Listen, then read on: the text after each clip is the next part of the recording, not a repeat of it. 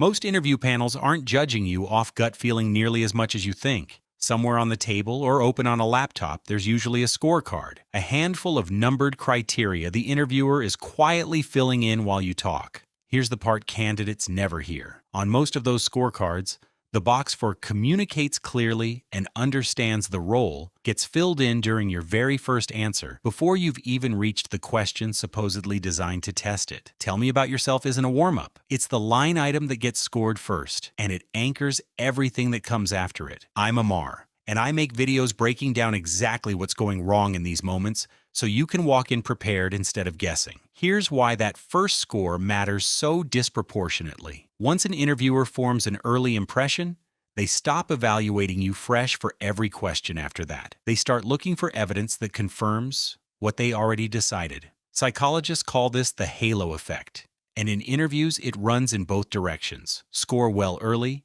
and your later answers get generously interpreted. Fumble early, and even a genuinely strong answer to question 6 gets quietly discounted because the interviewer is already listening for reasons to confirm their first read of you. That's the real stakes of this question. It isn't one score among many. It's the lens every later score gets filtered through. So let's talk about where people lose those points, because the mistakes here are quieter than you'd think. The first is answering in the wrong currency. Every role is really hiring for one or two underlying things: speed, judgment, precision, calm under pressure, whatever it is. If you spend your opening answer stacking up technical skills for a role that's actually being hired on judgment and stakeholder management, you're saying true things the interviewer doesn't need, while the thing they're actually screening for goes unanswered. Read the posting for what they're nervous about, not just which tools it lists. The second is hedging. Phrases like, "I'm not sure if this is relevant, but,"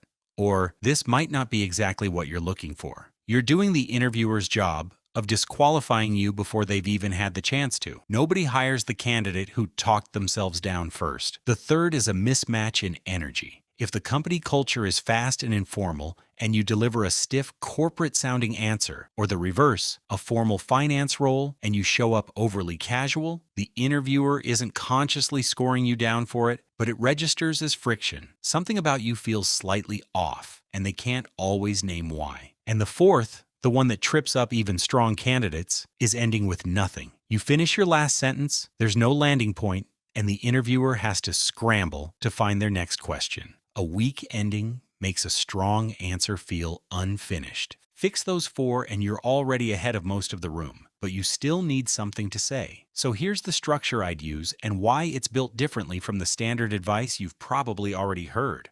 I call it R.E.E.L. Role, Evidence, Edge, Link. Role is your one-line anchor, but flip it around from how most people write it. Instead of leading with your job title, lead with the problem you solve. Not, "I'm a supply chain coordinator with 5 years of experience, but I'm the person distribution teams call when freight scheduling breaks down, and I've been doing that about 5 years." Same information, title, and years included, but it's framed around value delivered instead of a label, which makes it far harder for an interviewer to mentally file you as generic. Evidence is where this framework breaks from the usual playbook.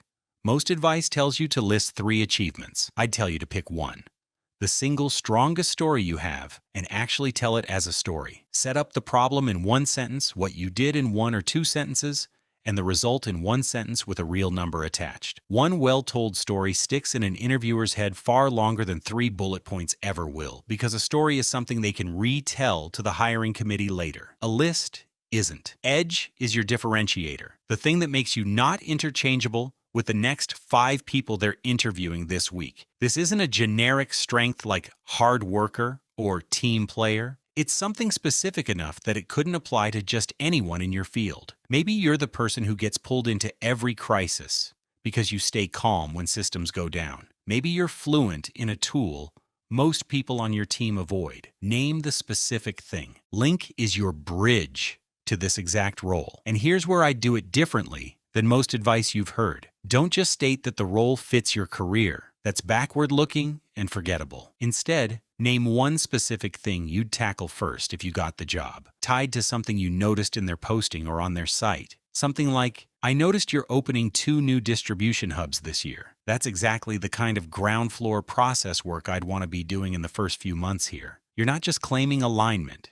You're previewing your actual first move. Let me show you the difference this makes with a quick before and after. Here's a generic opening, the kind that blends into every other candidate's answer. I'm a supply chain coordinator with 5 years of experience. I'm hardworking, detail-oriented, and I think I'd be a great fit for your team. Nothing wrong with a word of it, and nothing memorable either.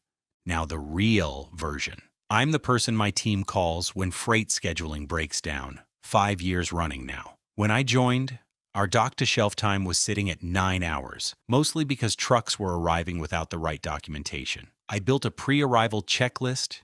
Carriers had to submit a day out, cut turnaways by almost 40%, and got dock-to-shelf down to 6 hours in 4 months. I'm the one on the team who actually enjoys untangling the messy data nobody else wants to touch. I noticed you're opening 2 new hubs this year. That's exactly the kind of ground floor process work I'd want to be doing here. Same candidate, same underlying facts, completely different scorecard outcome. One is forgettable, the other gives the interviewer a specific, retellable reason to move you forward. Now on delivery, here's the piece almost nobody talks about, and it matters more than the words themselves. Run what I call the pause test. Say your answer out loud, and notice where you naturally pause to breathe. If you're gasping for air mid-sentence or racing through it without a single natural stop, you've written something that reads well but doesn't speak well. Real speech has rhythm. It has small pauses after a key point lands, not because you're searching for words, but because you're letting it register. Practice until your pauses fall in the right places, not just anywhere you happen to run out of breath.